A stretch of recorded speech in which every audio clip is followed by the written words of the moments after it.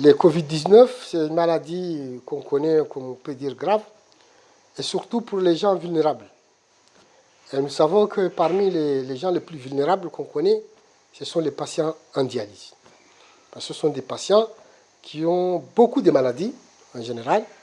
Des fois, ils sont diabétiques, hypertendus, et autre chose. Donc, à la fin, ils ont des problèmes de rénaux et qui finissent par une insuffisance rénale qui, des fois, nécessitent la dialyse. Nous avons des malades dialysés chroniques, c'est-à-dire qui sont dialysés, ça fait déjà de longues années, et qui sont déjà détériorés, un corps humain vraiment complètement détérioré. Donc, en cas, si un patient dialysé est atteint par le Covid, généralement c'est la catastrophe. Parce que souvent, il tend vers les risques vitaux. En général, un malade dialysé qui a le Covid-19, il tend vers un risque vital. C'est-à-dire, on tend vers un décès.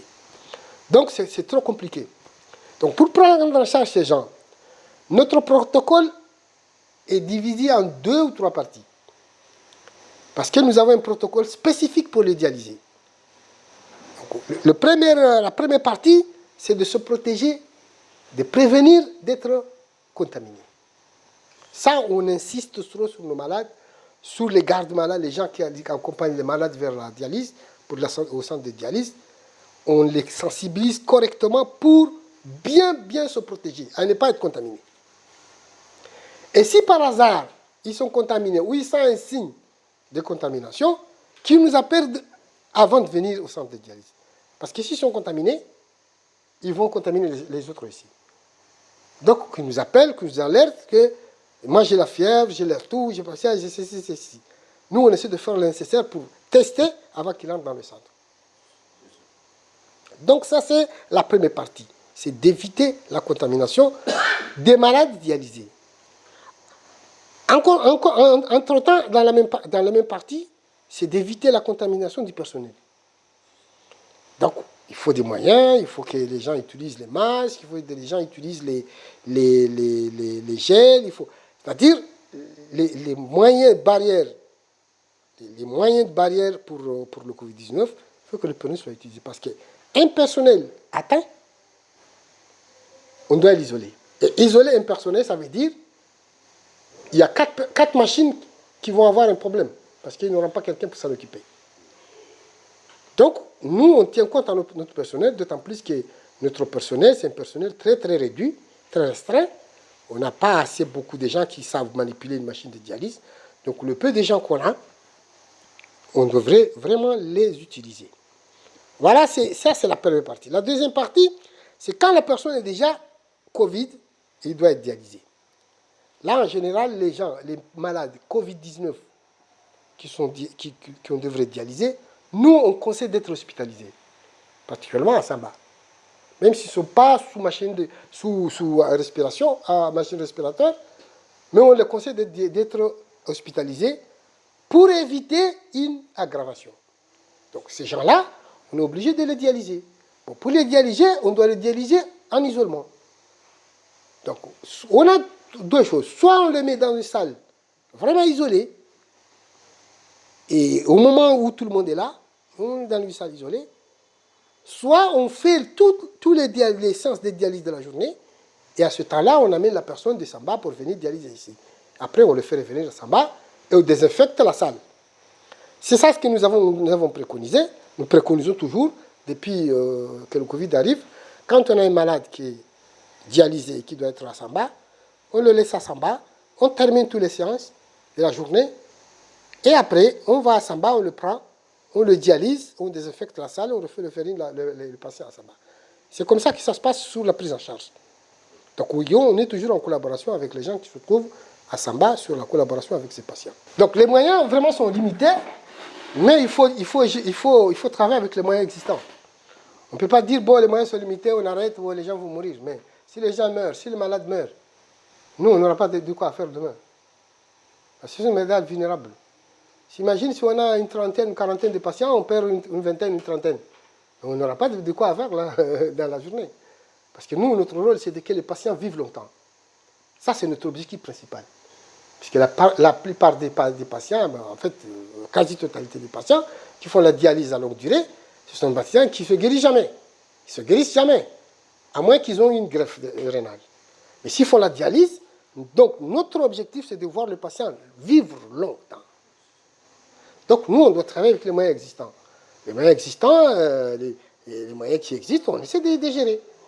Même s'ils sont très limités. On sait que c'est trop limité, il faut y gérer. Bon, nous, on compte souvent avec les partenaires.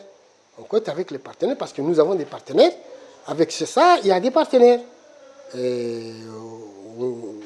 Vous savez bien que nous, on a commencé les histoires de dialyse au Comores à faire des partenaires. Avec des Égyptiens qui sont venus et qui nous ont appuyés et qu'on a pu faire le centre de dialyse.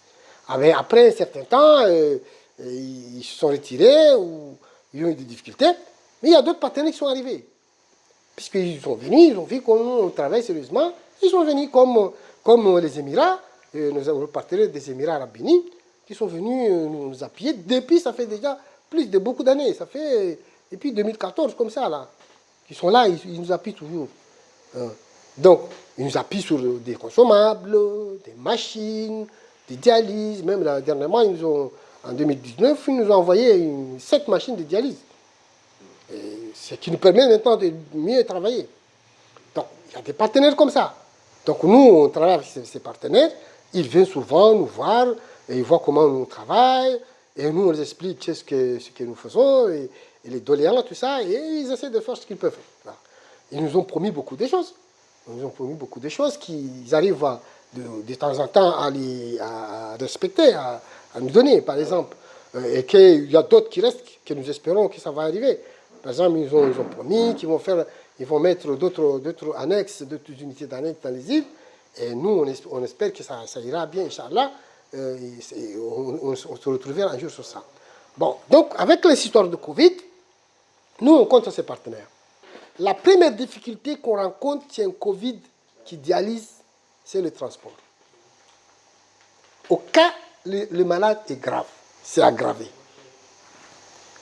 Parce que si le malade s'est aggravé, il faut une ambulance. Malheureusement, nous, on n'a pas d'ambulance permanente du centre. Alors que c'est un centre qui devrait avoir une ambulance permanente. Donc, il serait mieux, si on arrive à trouver une ambulance, ça serait très mieux, parce que ça nous permettra. Parce que des fois, imagine, nous, on a un malade qui est Samba. On veut faire la dialyse. On a terminé les séances de dialyse à 16 heures, exemple. On doit prendre le malade à Samba pour venir ici et rester avec pendant 5 heures de temps. Mais les ambulances qui existent, ils ne sont pas nombreux. Ils sont à El Marouf. Nous, on les appelle, on nous dit l'ambulance est partie à Mdé, l'ambulance est partie à Haya, l'ambulance a amené un décès dans un village. Donc, nous, on attend. On attend pendant des heures et des heures. Parce que les ambulances ne sont pas beaucoup et il y a beaucoup de choses à faire durant cette période de Covid. Ce qui veut dire que si on avait une ambulance ici sur place, ça aurait été facile pour nous d'aller chercher le malade, et venir faire le travail rapidement, facilement, et faire revenir le malade. Ça, c'est un cas. Et un deuxième cas, parmi les malades de Covid, il y a des malades qui peuvent aggraver facilement. Parce que c'est des malades qui sont vulnérables, les dialysés sont des malades vulnérables, ils ont encore le Covid, ils peuvent s'aggraver. Et si ça s'aggrave, on va faire comment? Il faut les renvoyer soit en réanimation, soit dans des moyens de soins intensifs comme à Samba. Il fallait l'ambulance le plus rapidement possible. Donc on n'a pas. Donc l'ambulance est très primordiale pour ce moment. Au niveau du centre, nous, c'est l'appel le plus important qu'on peut faire, c'est d'avoir une ambulance. Deuxième élément, nous, bien que les moyens sont limités, mais on compte toujours sur les moyens barrières. Les moyens même pour protéger et les patients et le personnel. Ne serait-ce que les masques, les gels, les épis, les équipements de protection individuelle. Et tous ces éléments-là nous manquent un peu. Ça nous manque. Et ça nous manque parce que on ne dit pas qu'on ne nous donne pas, mais apparemment ça manque. Ça manque, il faut les trouver. Il faut les trouver. Donc nous on compte. Bien sûr, l'État il fait ce qu'il peut, parce que c'est l'État qui finance tous les consommables qui sont trouvés ici, à part les partenaires. Donc l'État il fait ce qu'il peut. Nous on compte aux partenaires aussi pour nous appuyer sur les équipements de protection, sur les gels, sur les masques, c'est-à-dire pour protéger les patients. Un patient qui sort de la maison, qui arrive à l'hôpital, il doit quand même porter un masque parce qu'il est en taxi. C'est la moindre des choses. Si ce patient n'a pas de masque, il va attraper le Covid dans le taxi. Et il vient ici, on ne sait pas, il va contaminer les autres. Et il y a beaucoup de malades qui sont vulnérables. Ils sont dans une grande salle.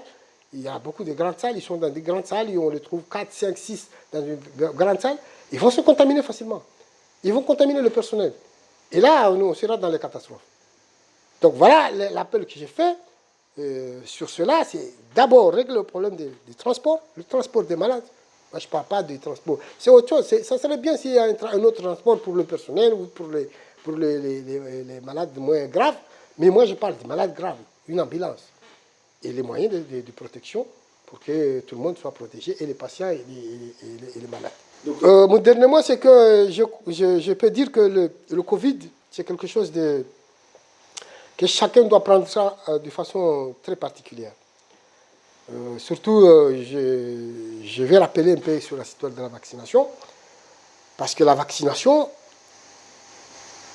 elle n'empêche pas quelqu'un d'être contaminé, mais elle diminue le risque d'aggravation de la maladie. Nous, tous les malades qui sont dialysés sont vaccinés. Ça, j'en doute pas. Tout le personnel qui travaille en centre de dialyse est vacciné. Parce que ce sont deux personnes qui sont plus importantes. Le malade, il est plus important pour nous. Il est plus important pour nous. Parce que nous, notre objectif, c'est que le malade vit longtemps.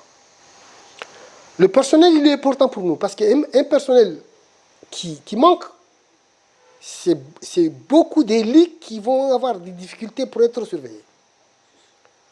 Donc, la vaccination, c'est très important. Donc, moi, ce que je peux conseiller aux gens, c'est qu'il faut vacciner. Surtout les gens qui ont le risque de faire la dialyse après. Les diabétiques, les hypertendus, les gens qui ont des problèmes rénaux actuellement, qui sont en aggravation. Parce que lorsqu'ils seront en dialyse, ou qui sont appelés, et qui ont des problèmes rénaux, et qui arriveront en dialyse, ça serait qu'à la catastrophe. Donc moi, j'insiste sur la vaccination, avec tous ces malades-là, les malades qui risquent. Moi, les malades qui arrivent en consultation et qui ont déjà des problèmes rénaux qu'on suit depuis ça fait un certain temps, moi, je les conseille de vacciner. Parce que je ne sais pas quand est-ce qu'ils vont venir ici. Il y en a qui vont venir bientôt, il y en a que je sais qui vont venir ici dans 2-3 mois, il y en a qui vont venir dans 6 mois, il y en a qui vont venir dans 1 an. Mais je sais qu'ils vont venir. Oui, ils ne peuvent plus échapper. Mais s'ils font beaucoup d'efforts, c'est qu'ils tardent à venir. Mais venir, oui, ils vont venir. Mais tarder à venir, c'est le travail qu'on doit faire pour qu'ils tardent à venir. C'est-à-dire, le temps de commencer la dialyse soit très, très avancé. Non, en consultation, les malades là qui commencent des problèmes, qui commencent des troubles rénaux, à cause du diabète, à cause de la tension, à cause d'autres choses, on les conseille. Il y a des conseils à donner pour que la maladie n'évolue pas rapidement. Parce que plus la maladie évolue rapidement, plus il va aller en dialyse rapidement. Et plus nous serons surchargés avec cette histoire de Covid, c'est la catastrophe. Parce qu'on n'aura pas d'élite pour s'en occuper, on n'aura pas de personnel pour s'en occuper, et puis aussi, il y aura beaucoup de malades vulnérables.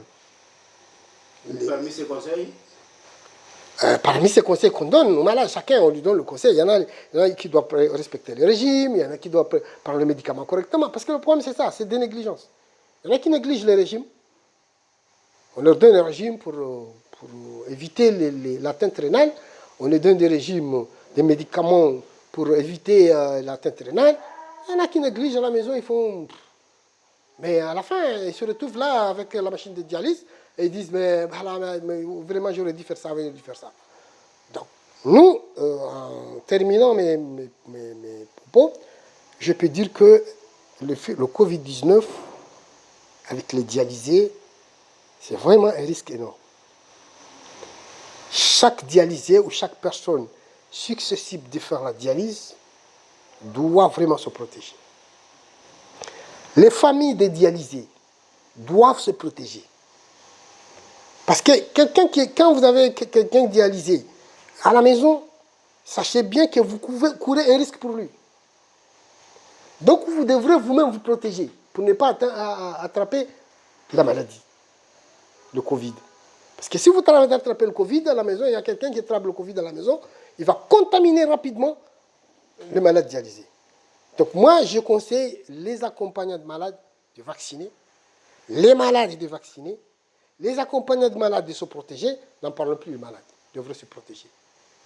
Bien sûr, sur le personnel, ça on dit ça tous les jours, on parle ça tous les jours ici de Sainte, que tout le personnel doit se protéger, qui est dans les taxis, qui est dans les machines, qui est partout, partout où on est, il faut se protéger. On ne peut pas dire aux gens de ne pas sortir, mais quand on veut avoir quelque part, il faut se protéger, sachant qu'un personnel qui travaille en centre de dialyse, il a une charge lourde. Parce que s'il est contaminé dans un majlis ou dans un machin, il va contaminer 3 ou 4 malades dialysés, et il y a un risque qu'au moins 2 ou 3 de ces malades vont partir. Donc, chacun prend ses responsabilités. Le personnel est déjà sensibilisé, je crois, et j'en suis assuré, parce que tous les jours, on parle que de ça. Et alhamdulillah, je crois qu'ils sont rassurés de cela, de se protéger. Parce que se protéger, le personnel, se protéger, c'est protéger aussi les patients. Donc, c'est ça les derniers mots. Et tout en terminant, je vous remercie énormément de nous avoir donné l'occasion de se prononcer sur l'histoire du Covid et les dialysés. Je vous remercie.